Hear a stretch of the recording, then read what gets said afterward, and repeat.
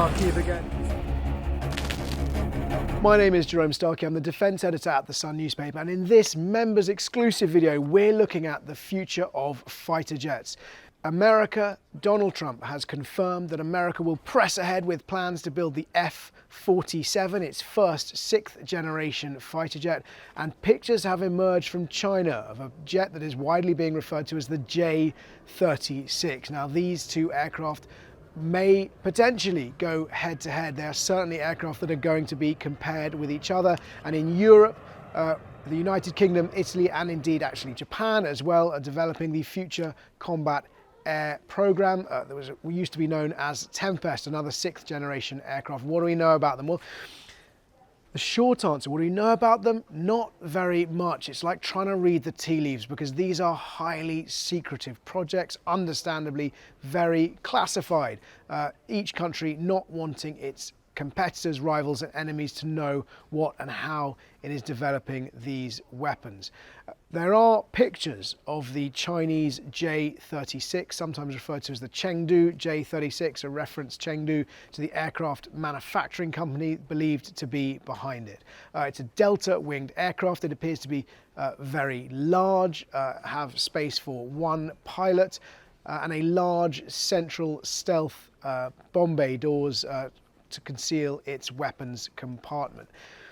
Most of the analysis around the J-36 suggests that it has three engines. As I said, it's large, and that suggests that a larger aircraft, generally speaking, has a longer range and potential capability to carry more weapons. Why does that matter? Well, it's the arena, really, that this aircraft is likely to be used in. We may well see that reflected in the American F-47 as well.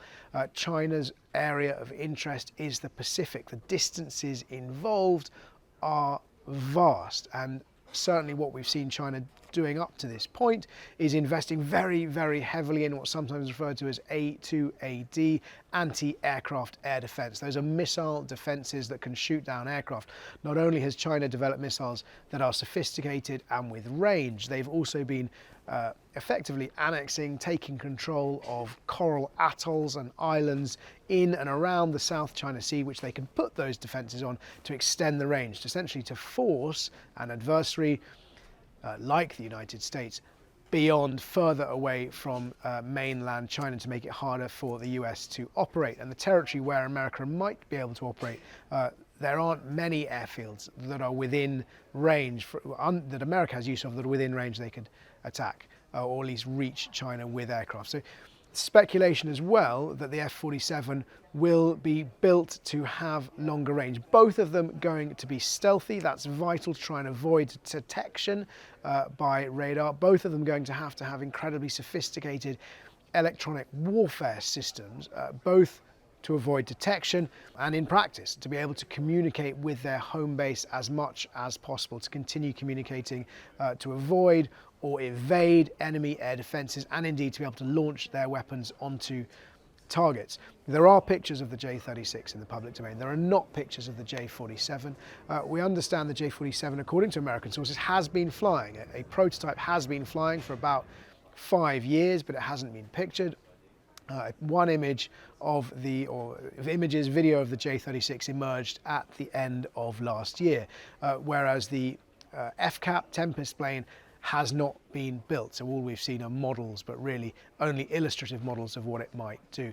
Donald Trump spoke quite effusively about the F-47 when he announced the decision to press ahead with it.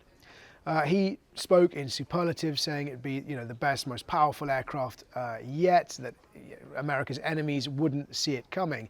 He did say that it would be crewed. That's key.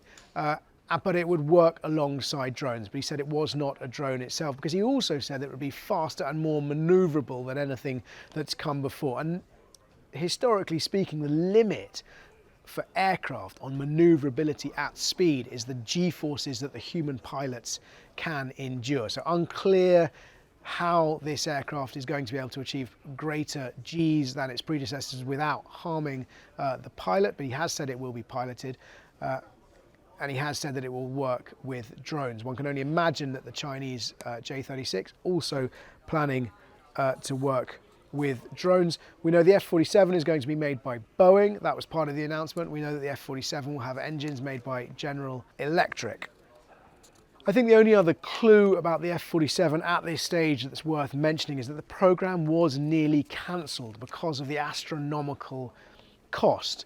It was paused last year because of concerns about whether or not the Air Force could afford it, particularly with its other commitments and indeed the money being invested into the US Space Force. Now, cost per unit usually indicates obviously both complexity and the technology that's going to go into it, but also fundamentally larger aircraft cost more money and are also more expensive to run.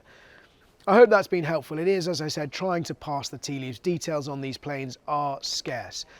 The J-36 versus the F-47 appears to be a competition between stealth, range, and electronic warfare capabilities. All of that shrouded very heavily in secrecy. What we see from the other sixth-generation jets, whether they emerge from Russia or indeed the FCAP from Britain, Italy and Japan, may well be focused on different priorities because those aircraft designed for different conflicts.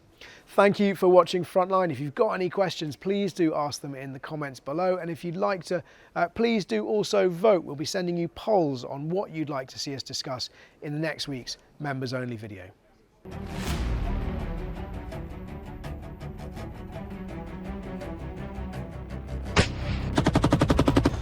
We're in a Ukrainian armoured vehicle and we're heading towards the Russian border.